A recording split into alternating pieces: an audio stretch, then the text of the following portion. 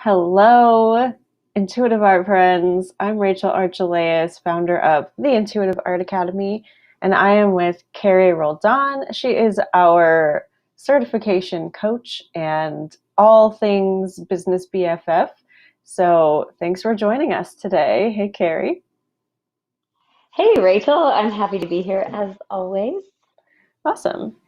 So, where is this coming from? We're going to talk today about having incredible relationships. And it was a topic that was actually suggested a few months ago.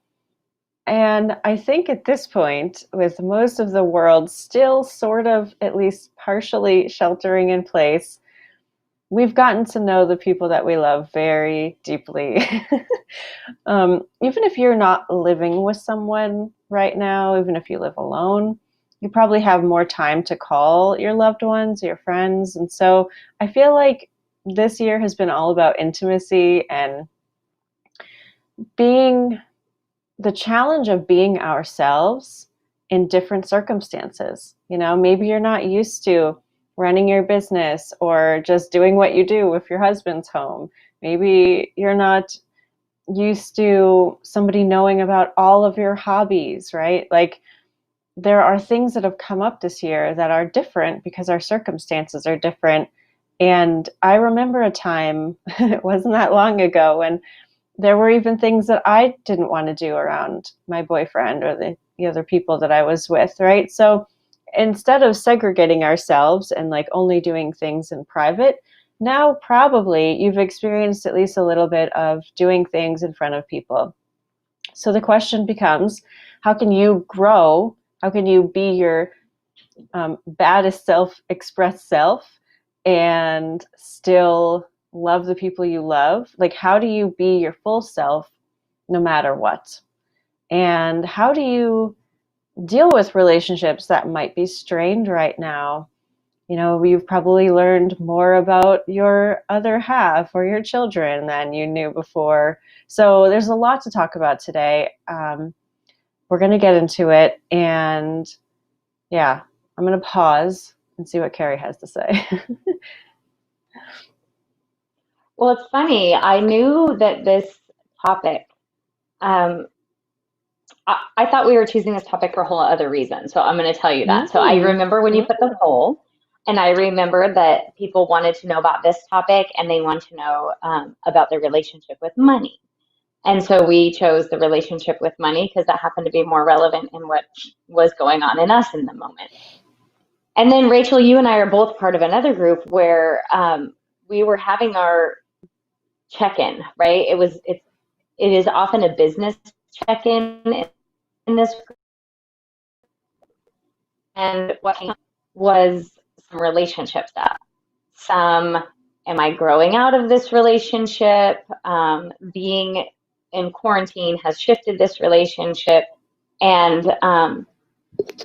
what happened then was a bunch of us who have known each other for several years and feel like we know each other pretty well started to open up about our relationships in a different way than we ever had before. So I totally thought that that's where this was coming from, like that conversation, not the poll, but that. But either way, it's the same thing. It was all of us recognizing what you just said, that our relationships are changing, for better or worse.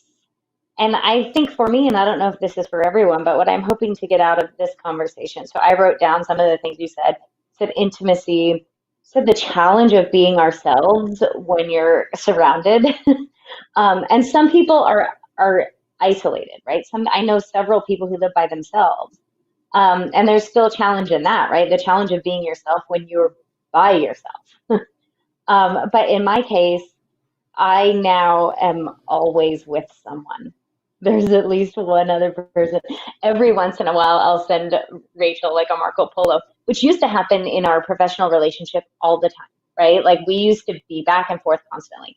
And since I'm surrounded by these other people all the time, I recognize that I'm doing less of that, right? I'm doing less connecting with my friends outside of my household because I'm surrounded by my children and my husband at all times. Anyways, you the thing that I'm interested about in this conversation is um, evolving intimacy, right? Like the just what you said. Now that I'm spending all this time with my husband, how um, how that relationship can evolve, right? Instead of just falling into kind of stale patterns, right? Like without being able to go on dates or escape our children or like um, how can our relationship evolve? How can what I see happening is even though we're all spending a lot of time together, we're kind of over it. Like it went in the beginning, we were like, yay for family time. This is so great. We get to reconnect. Let's play games. Let's do it. And now we're like, do we have to sit together at dinner? Right? Like that's happening for us. So anyways, I'm excited to have this conversation and it's making me think about, not just how my relationships are evolving with my kids and how, and my husband, but even like my parents and, how they're handling quarantine and when we see each other, what that looks like. And as they get older, how that relationship is going to evolve. So I'm excited to just dive in. Nice. Yeah. Yes to all that you said. Um, so I think we need to start in a place that we're all able to access, which is that every relationship you have is always about you. So whether you love your relationships or you don't, the only way to change them is inside of yourself. So I think that's really important to know because a lot of us are taught when we're little that other people have power over us and that we have to do things to please other people, right? We're kind of taught that if the people in our lives aren't happy, we have to do something about that. And especially in a marriage, I hear a lot like, I can't do this because I'm married. I can't do that because someone's depending on me. And I'm not talking about children, obviously, that's a different story. But I hear a lot that we are looking outside of ourselves for permission. We're also looking outside of ourselves for validation. We're also looking outside of ourselves for harmony. And we're just looking outside of ourselves way too much because everything we want is in here. The love, the validation, the intimacy, the connection, the clarity, the relaxation, everything we want others to do for us is here. So before your brain starts going off in a million, but, I get it. Mine is too, right? Of course, we want to surround ourselves with people who are a match and who are compatible and who we enjoy being around, and obviously who fills our bucket as well, right? But we're all adults now, and so we get to choose that. So it's all about you, and it's really all attraction. So I want to go here first. This is the greatest relationship hack I've ever learned, and it has totally transformed my life, my mom's life, anyone else I've ever told it to who's actually done this. And here's, like, if you don't even listen past this point, like, you've totally got gold. If you can only pay attention to what you appreciate about someone else, whether it's your postal worker, your husband, your wife, your girlfriend, your children, your checkout cashier, if you can only pay attention to what you appreciate about them, maybe it's their earrings, maybe it's the way they get the mail, maybe it's the way they always put their shoes on the little square next to the door when they come in, right? They're very neat. Whatever it is, pick one thing, pick 10 things. But if you focus on what you appreciate, what you enjoy about that person, what makes you laugh, the reason you got together, that will wipe out any of the annoying little things that bug you, because focus creates reality, right? Whatever you are paying your attention to, you're giving your money to pay attention to that thing. That's what grows. And so ignore any little thing that's come up, any little thing that you don't like, any of their behaviors or patterns or words. Let that go. Don't focus on that. Totally let it out of your system. Even in the moment, if you can, if there's not too much momentum, if they're starting to say something that you don't like, just focus, oh, their hair looks nice today. Just talk over them in your mind about something that you enjoy. And as focused as you can be about that, that's the quickness with which your relationship with them will change. So if you can be really diligent about that, then you will start to only see them present you with what you appreciate. And it's like they're a totally different person, but it's because your attention creates the relationship with which they can come to you. It's attraction. So just like you attracted them into your life in the first place, you can attract the best qualities of them on a full-time basis if you only look at that. And I have to say, it sounds like magic, I know, but it really, really, really works. And it can save marriages, relationships. It can help your kids open up to you and be more relaxed. Like, it can really change things. So I know I used to coach Carrie, and I definitely have said that to her before. So I'm wondering, have you ever tried that, Carrie? Oh, yes. And what I want to say is the hardest part about that is um, letting go of needing to be right.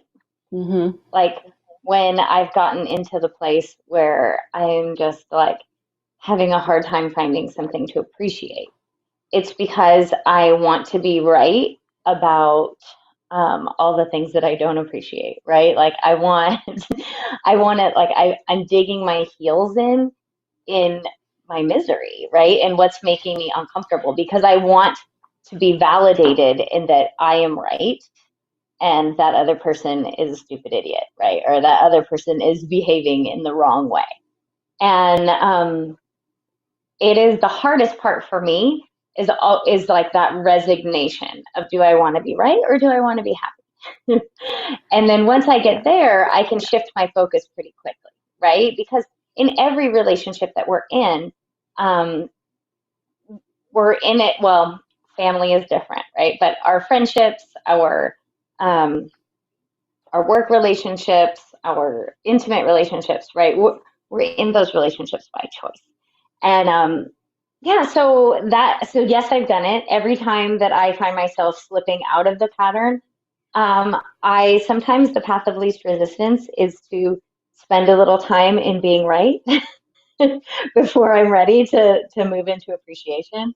Um, but yeah, I mean, I can't even tell you like the miraculous things that have happened in my life and my relationships with my dad, with my husband, with my children, right? When I'm choosing to remember what I like about them, remember what's amazing about them. And the fun game for me now is finding new things to appreciate, things about them that I didn't know. And that has been actually helpful during this quarantine time, right? Is even turning the things that, so there's a thing about my husband that initially I found super annoying, and during quarantine, like it got like way more annoying because he was a constant presence. And so I had to flip that and be like, what do I appreciate about this annoying behavior?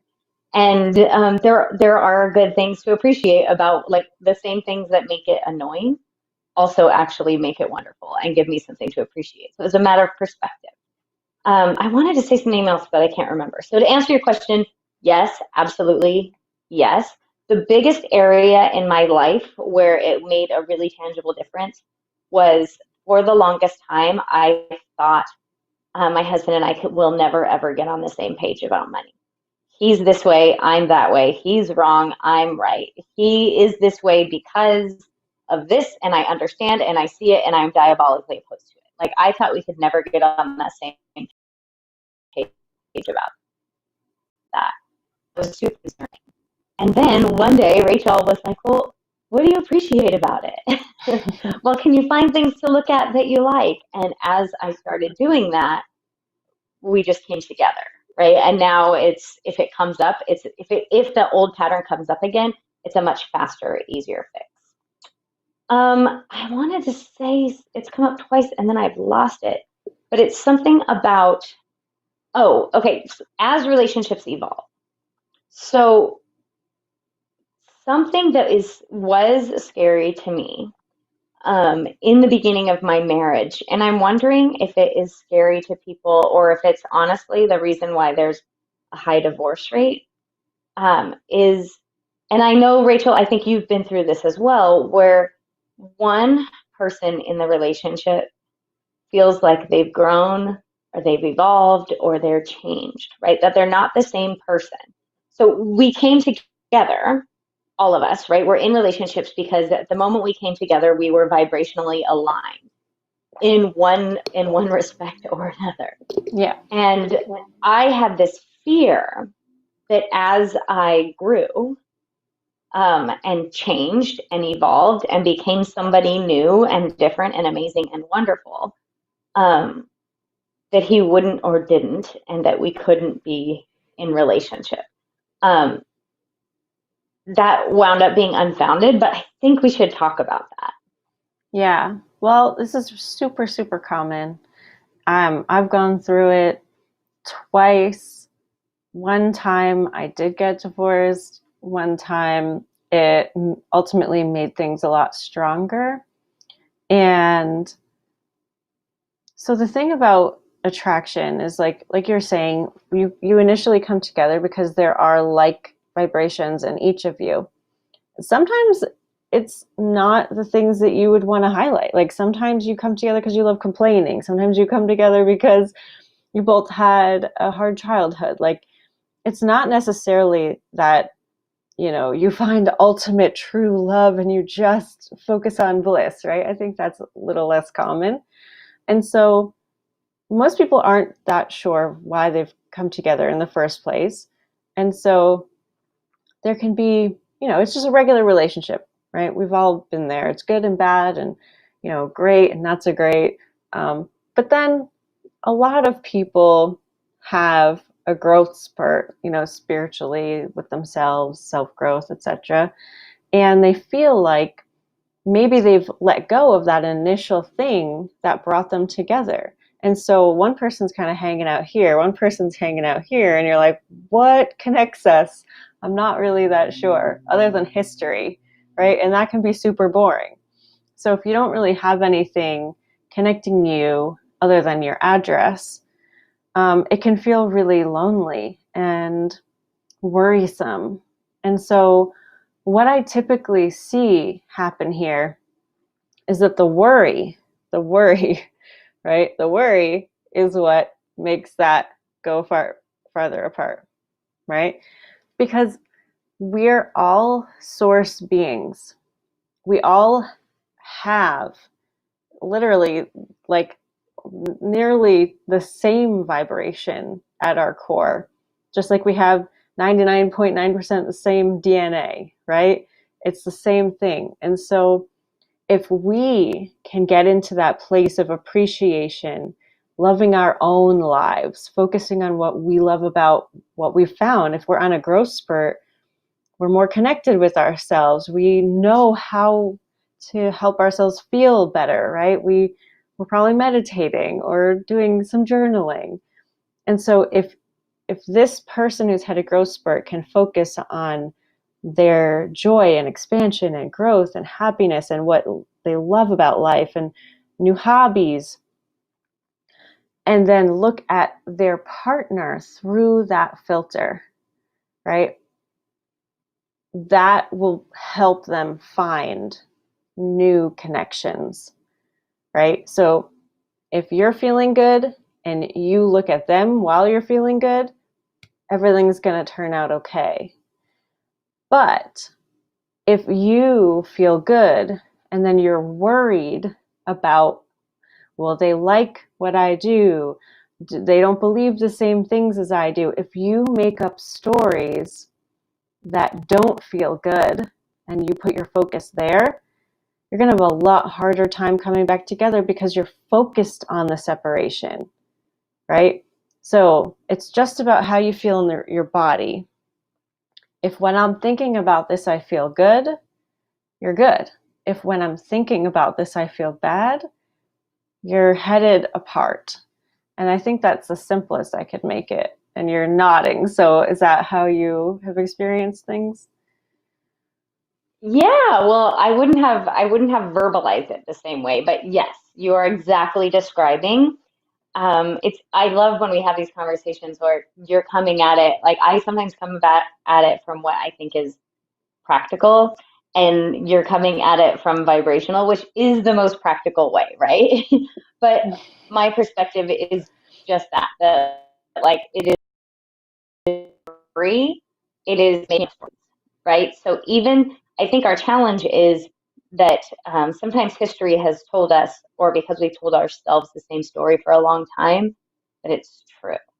And so what was helpful for me was to be like, but what if, right? So, what I felt like as I had created a life for myself in the habits that I was doing that I no longer loved, but I felt like I couldn't change my own habits or my own behaviors because then I would be letting down my husband or my children or whomever, right? That I had trained to expect certain things of me.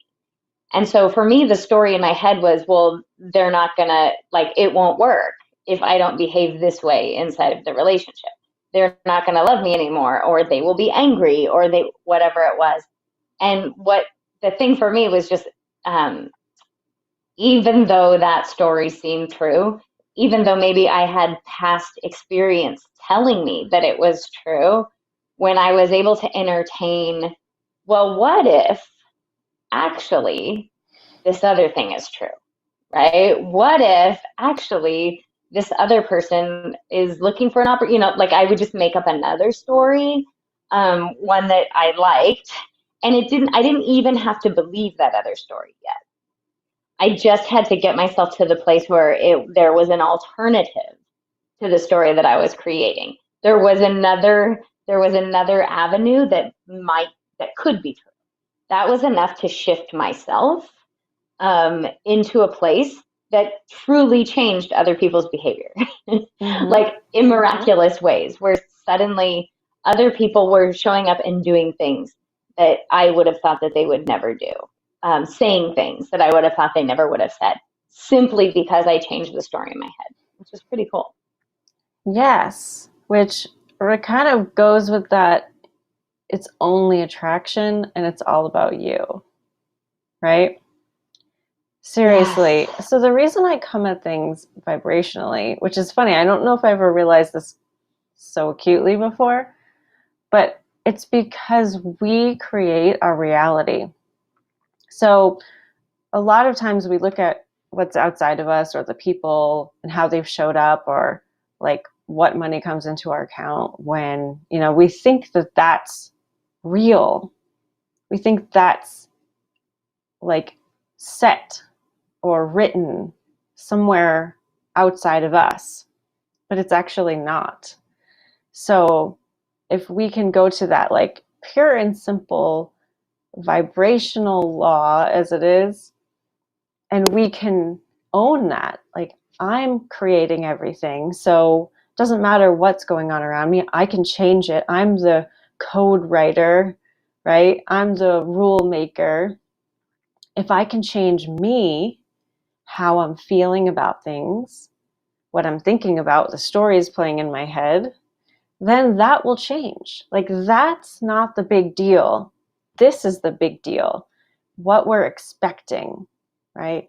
What we're anticipating, what we are thinking about most often, how we're feeling in any given moment, that's what creates that outside world. including the behaviors of other people, just like Carrie just illustrated. Which sounds weird, right? It sounds like, I mean, can you really, right? Can you really like change the way other people behave? And interestingly, I think absolutely, right? I think people At least when it respond, comes to your interaction with them. yes, So that's yes. really where I think it gets easier to understand. So everyone has had this experience. It's such a weird experience. There's two people talking. Maybe let's say it's you and your mate, if you have one. If not, pick somebody else. I'm saying one thing. I can hear it come out of my mouth. I know what I've said, and they say that I said something different. Have you ever had that happen? Even if it's just one word, but you heard it, you felt it come out of your mouth, and they say, We are writing their script. They are writing our script. And, one thing that Carrie and I have talked about a lot is like the idea of there being a dominant vibration in a relationship. We were both married kind of young, right? Like in our early 20s. And I was 27, okay, you were so 20. I got divorced at 27. So, so I got married when I was 20. And when I got married, I was so just puppy dog love. And I basically fell apart completely. Like I was living to be a wife now. I was living to be a mate, and I just wanted to be the perfect wife. And I didn't know what that meant. I didn't know who to be because it's fake. Like there's no perfect wife. And I kind of like just went off the rails and lost myself completely and turned into like a little puddle of mud. And that's not my husband's fault that I did that. But the thing was, I let his vibration be dominant. And after a while, that was really terrible for both of us. He didn't want a servant, and he married me because I was this wonderful, full, well-rounded person, and I disappeared. And then his dominant vibration was he was like a very troubled person. And so I let that come onto me as well. And so we just turned into this horrifying, toxic ball of yuck. And we ended up getting divorced. And again, nobody's fault. It's just what happened. And that happens a lot when you're in a partnership. Sometimes one person has a more dominant personality. Sometimes one person just knows what they want more. They're more decisive. They second guess themselves less. And so it's easy for the other more submissive person naturally to just follow along, keep everything harmonious, right? Go with the flow. And that actually doesn't serve either of you. It's not what they chose in you, right? It's hopefully it's not what makes you feel good ultimately. Because again, in that case, if you're the submissive one, you're looking outside of yourself for everything. Validation, love, approval, and you're basically living to make someone else's life easier. And I think I have something to say about that. Yeah, that's a big one. Go ahead. Well, when so I did something similar. Now, Mm-hmm. obviously, my marriage has grown and evolved, but when we got married, and we had been together for a long time, and been our own people in our togetherness, or maybe I think what happened for me was that I was the one who was compromising, right, in the name of Mm-hmm. harmony, in the name of keeping things happy. And there's nothing wrong with compromise if both parties are doing it. But what I found is that over the course, and it took years for me to get to the place where I realized I keep swallowing little parts of myself in the name of harmony, but it's creating disharmony in here, right? So maybe it looks on the outside, the relationship looks like it's bobbing along. Like I think I'm doing this in order to keep us happy, But I'm doing a huge disservice to us because I'm becoming bitter and resentful and disconnected from myself. And like the way that I handled it, my coping mechanism was to sort of like just fold my arms and withdrawal and Mhm. say, whatever, I'm fine. Just get pissy. And there was a huge turning point when I had the conversation with myself that you just had, right? Which is, this isn't, I am not behaving like who he chose, Mhm. right? The choices I've made in the name of harmony served neither of us. And so it was like I had to, had to do two things, right? So you can change someone else's behavior, right? When you change the way you look at things, the things you look at change. So when I recognized exactly what you said, because I used to get so mad about little things because I had created expectations. And in the name of being a good wife, because I Mhm. thought that's what wives did. Until I realized I don't want to do this forever. Why did I start doing this? I don't want to do this forever. And now I've trained this man to expect it of me. Um, and once I recognized, oh, I started this story, right? I did this. I can undo it, and change the way I look at things. Right, started to tell a new story. An incredible shift happened, and our intimacy grew. Being able to have that conversation out loud with my husband and say, "I don't know why I did this, but I did." And he was saying, yeah, I don't expect that of you, or I don't like, and quite honestly said, yeah, it's awesome, it's nice, I'm not going to tell you not to. Like, I don't even remember what the things were that I did. Oh, I still do this actually, and this is a habit I'm actively working on shifting, right? Because I prepare the food and do the dishes. And I realize, oh, I don't want to do both of those things. I want to do one or the other. Anyways, once I was able to from a much more neutral place, not an angry, blaming, you expect this of me, like, but just a neutral place of like, oh, look at that. I was then able to shift my vibration, which enabled me to have a sane conversation instead of just a, um, well, you don't see me as anything more than a servant conversation, which I always knew wasn't true, right? And Yeah. it was actually a really hurtful thing to say. Um, Everything shifted. So yeah, I don't know if this is like offering hope to people or if it is just people nodding their heads and saying I've been there. But I do think it's a common thing that when whatever subconscious or just past, like whatever conditioning we bring into our relationship, especially our we're in this together relationships.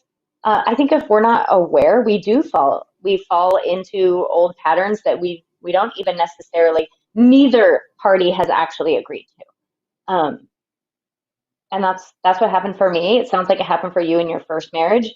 Honestly, the difference between me and you was probably age and children, right? So I was at a different place where I wasn't going to ditch this. I had like a come to Jesus moment with myself and said, okay, you're in this. What do you want? Which is, yeah, it's interesting. There was way more to my first marriage than just that I won't get into. So I don't know if it would have. So I guess I should be clear about that because it's not that we broke up because we were different or because I was not being myself. Because in the end, if you've read my book, you know what happens. I started finding myself again and doing intuitive art and getting to know me and what I really believed and thought, and then what was the relationship status like. And so um, I figured all that out and I got back to myself and I started writing more and blogging and I had a good job that I really loved and things had really turned around for a few years before we actually split up. The reason that we actually ended things had more to do with he wasn't faithful and there were drugs and like there's just stuff. So um, sometimes it's not going to work out, and that's okay too. If you're in a position where you really know, like deep down, it's not even an emotional thing anymore, you just know this just isn't right for me, that's okay. I think I stayed with him longer than I might have needed to, which again is okay. I didn't do anything wrong, but I felt tremendous guilt about giving up, you know, and I I felt like I signed up to love this person for the rest of my life, and I was totally willing to do that. But after years and years of having that mentality of like, all right, I'm in it, let's do it, um, it it just was getting worse, and so I had to realize, okay, I have all the information. I know myself now. I know what I want. I'm feeling stronger. What do I want to do? And so that's when I decided to leave. And it was the best thing that could have happened to me. I love that I had that relationship, and I like the whole thing feels kind of like this weird fairy tale, even though most of it wasn't very pleasant. And so I'm, no harm, no ill wishes, but yeah, sometimes it won't work out. But for the most part, I think we have a lot more control than we think we do. You know, if going to a more evolved place within ourselves, right? If we know of a different lifestyle that we want to try, if we want to travel more, if we want to do art on the weekends and not necessarily stay home every waking time that they're available, like there's way more leeway for you than a lot of people give themselves. The biggest thing that I've seen in my coaching career is that what you're saying, Carrie, when you get married, you think you sign a contract with someone that says, I will do everything possible for you that I can do.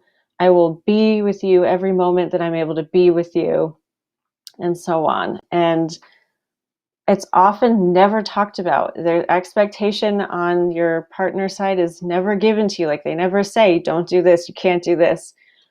But we think that there are just certain limitations that come along with being a wife or a husband or a partner. And those are the things that you get to challenge within yourself. Wait, has my partner ever said that I can't do this? Has my partner ever blah, blah, blah? So if there's something you want to do, if you want to go out and meet new people, if you want to go and, work on a hobby, if you want to make a part of your house into a studio or an office, if you want to go travel by yourself, if you want to get an RV, like anything that you want to do, if you support within yourself and present it to your partner in a loving, open way, like, hey, I've been really wanting to try this, I bet you're going to find that they're very supportive. If not in that first conversation, leave them hints, right? Like, put some stuff around the house, let them ease into it, right? And I think that's especially if you phrase it as a can I do this, right? Maybe they'll say no at the first, who knows? But the more confidence you have about yourself and what you want to do, the easier it is for them to come along, right? So that's, I guess, my biggest thing I guess I want to get across here is you have more power over your life than you probably think, because we all have stories in our heads about limitations and where they come from, and they're not true.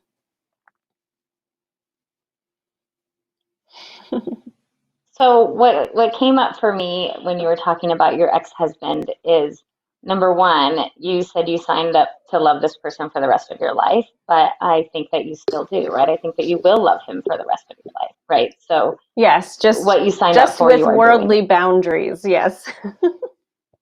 Yes. um, but that brings us to something important, right? Because it's it is that idea of boundaries. There's something else that was coming up that I wanted to mention. If anybody ever read Eat, Pray, Love, you could probably remember this better than me, but there's a way Elizabeth Gilbert describes soulmates in that book. And she actually describes it through the voice of Richard from Texas. And he is describing soulmates to her, and he tells her in some, I'm not going to quote it exactly right, but that a soulmate doesn't have to be forever, right? A soulmate is when two souls meet at the moment they're supposed to, and they support each other in the way that they're supposed to. And then sometimes you go on your merry way, right? Sometimes each soul's journey has been served by that relationship, and then they're both growing in different directions or not. But that, like, you meet, your souls meet and connect and align for as long as they're supposed to. I found that really helpful. People who are going through breakups often find that really helpful. Like, oh, he can, or she can have been my soulmate, and now it is okay for us to go in opposite directions. So I wanted to say that because it came up for me. But then when you're talking about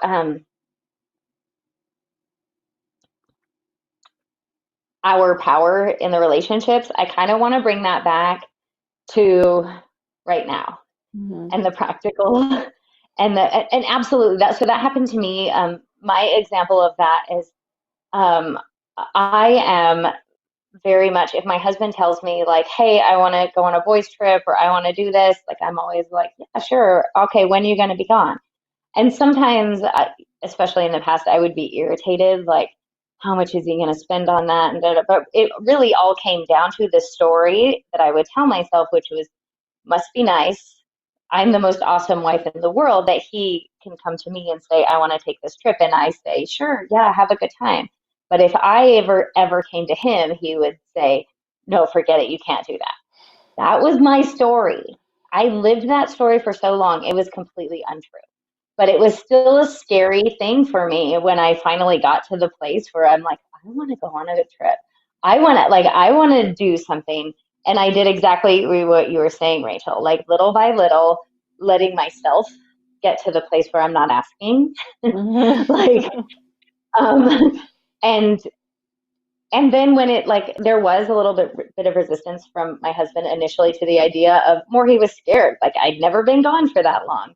Could he manage the kids? Like, it was not like, wife, you can't go. It was, am I going to be okay? But in the end, it was like so beautiful of me. It was all about what we came to in the beginning, right? It was my relationship with myself. It was me feeling good and strong and powerful. And it came to pass, and nothing bad happened, and it was great for all parties involved. Yeah, but that's a super tangible example of what you're talking about. But I want to get back to, okay, right now in this moment where so many of us maybe are feeling restricted, restricted by the regulations where we live, restricted by all the things that are closed and canceled and shut down, or just like what's coming, the argument that's coming up in our household is some of us are maybe a little bit more adherent to the idea of social distancing than others. And yeah, so there's, I don't know, like, how can we, what's a good angle on this conversation? Feel powerful. I don't know if powerful is the right word, but like feel feel fully expressed with all of these like perceived external restrictions. Does that make sense? Can you pull something out of that? Yeah. I think so. I feel very expressed lately, and there are a lot of restrictions in my area, and I'm not worried about getting this, but I am choosing to play along. Like, so I'm having one of these experiences where, like, I'm not buying into or playing into this global fear, though I do realize there is something real happening for a lot of people. And I could just say, oh, fuck it, I don't need to wear a mask. I can go wherever I want, right? But what's true for me is feeling like, oh, I'm going to be respectful and I'm going to do what I am being advised to do. And it's not taking anything away from me. It's not, de-expressing me. It's not limiting me in any way. Because if I'm in alignment with the situation, then whatever need I need to get fulfilled, there will be a way to do it. There will be a path of least resistance to do it. And I mean, it even comes down to the fact that I have a really cute mask. Like I have a little designer mask that I ordered from one of my favorite designers. So it's like, even that is self-expression for me. I have a real need to go and do things outside. Like that is just part of who I am. And so there was a lull in cases a couple of weeks ago when my partner and I went to the Teton National Park for a few days, and that was brilliant and beautiful, and we got our fix. But I already need it again, and so I booked a week of camping the first week of September because that's what I need. And so having a story in your head that says, I can get everything that I need, even though all of this stuff is happening, will hook you up with that opportunity. But if you feel limited inside of yourself, if you feel restricted, that's what you're going to see, and that's what you're going to manifest. So let that go. Remember that you create everything that's going on out there. You are in charge of the opportunities that are presented to you.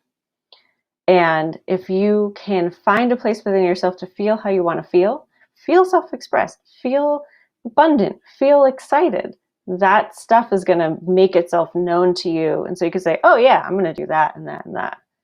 So it's just about you feeling how you want to feel and then opening your eyes to see what's crossing your path. It sounds like magic once again, but it's that simple.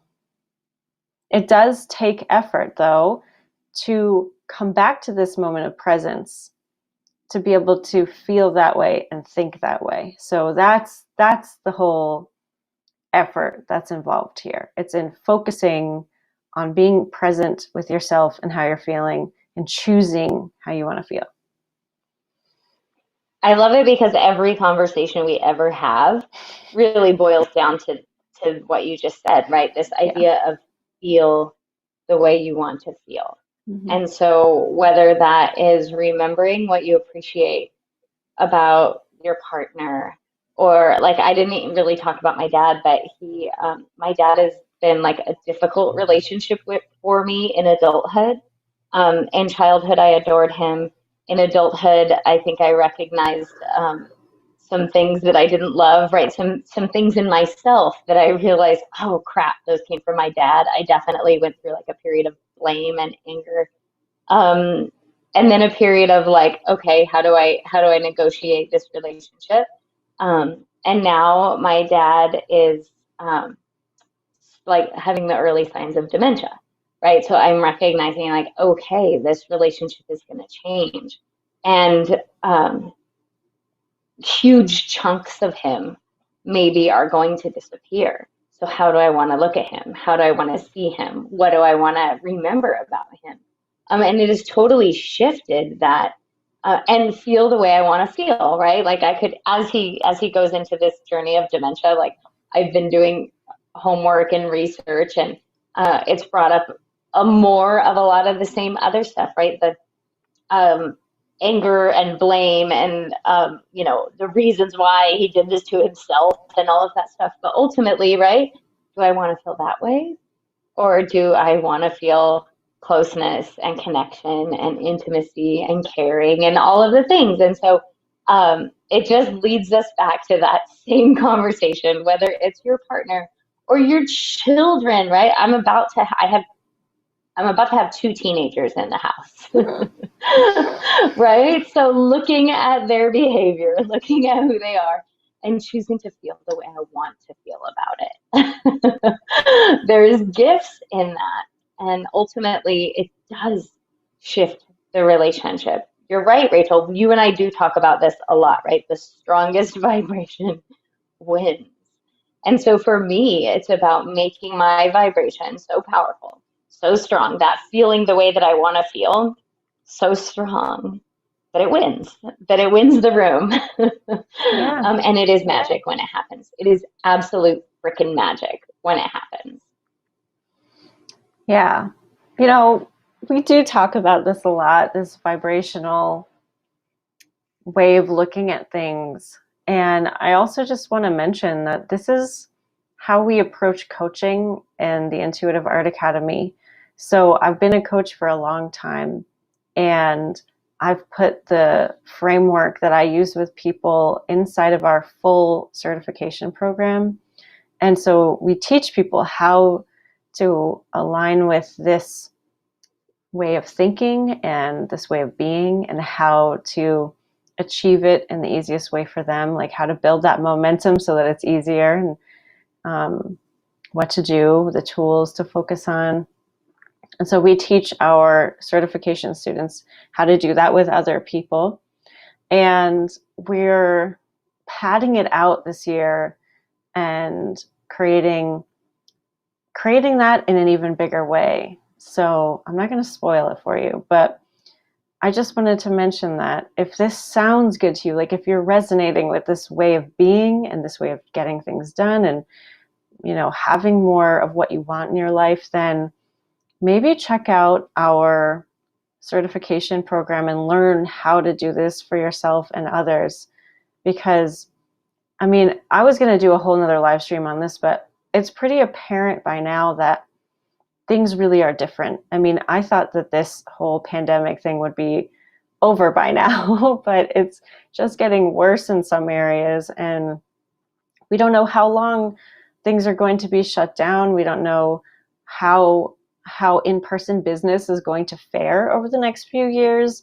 And so if you're looking to make more money in a way that you can rely on, and it being online, then definitely check out our certification. Because no matter how you want to use intuitive art, whether you want to develop a coaching practice, just do intuitive art with people as its own thing, integrate it into something else that you already do and add more value and more clarity, we have you covered. We just, it's a very comprehensive program, and we can help you get set up with making online income part-time at first, if that's what you need to do, but then go into however much you want. So you can learn more at intuitiveart.com/certification. Sorry. intuitiveart.com/certification. And that'll give you a tour of our program and kind of give you more information. So definitely consider that if you're looking ahead and you're like, I don't know what I want to do. I'm ready for a change, or I'm just ready for, I'm ready to become that power center in my life and to not be worried about where my money is going to come from. So yeah, had to add that in. Well, I want to say something about the full certification because I've been a coach for a really long time too. And this was game changing for me. I think the full certification is so worthwhile, even if you actually never intend on becoming a coach. And I want to say that because, we're talking a little bit about being the powerful energy in the room. And oh man, like it is a master's degree in that. And it's just so freaking powerful. So, right, a big part of the reason why people who work with you, Rachel, get results that are seriously magical is because of this approach that you take. Yes. Right? Because you do things so differently. And so that's what you go through in the full certification program. And it's so much bigger than just like a technique, right? Mm-hmm.